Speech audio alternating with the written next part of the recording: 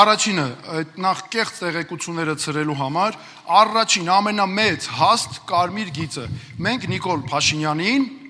եւ Նիկոլ Փաշինյանին երբեք չենք ընտրելու վարչապետ, ԿՊ-ն Հայաստանում չի կարող իշխանության վերարտադրվել։ Վերջ, մեծ վերջակետ։ Երկրորդը, մենք Ռոբերտ Քոչարյանին վարչապետ չենք ընտրելու։ Վերջակետ։ Երրորդը, Սամվել Կարապետյանը չի կարող լինել Հայաստանի վարչապետ սահմանադրական արգելքների պատճառով։ Եվ մենք առաջադրելու ենք իմ թեկնածությունը Հայաստանի ազգային շահերից ելնելով, բայց որոշումները կայացնելու ենք էլի Հայաստանի ազգային շահերից ելնելով համագործակցությունը հաշվի առնելով, եւ ամենակարևորը երբեք չի լինելու այնպես, որ մեր պատճառով իշխանափոխությունը տապալվի։ Բոլորին ասացիք բարձի Նարեկ Կարապետյանը։ Ես ասում մնացած որոշումները դուք Պետրոս, այն ձեր մոտ եք այդքան տեսակ չստացվեց հիմա բերելեք ստեղ եք հարցել։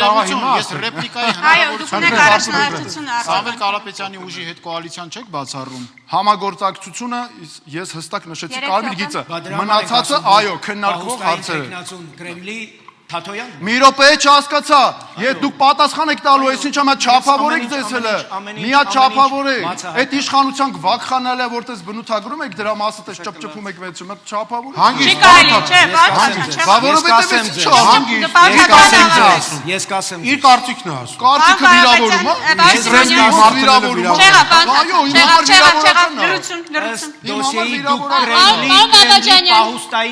իսկ ըստ իմ տեղեկությունների դուք Նիկոլ Փաշինյանի ձախ թեկնածուն եք։ Դուք ստում եք։ Անջատեք պարոն Բաբաջանյանի միկրոֆոնը։ Փորձեք, Անջատեք պարոն Քոչարյանի միկրոֆոնը։ Չեղավ։ Կասիմոնյան։ Արնեք, դուք չեք լսվում եթերում, վերջ։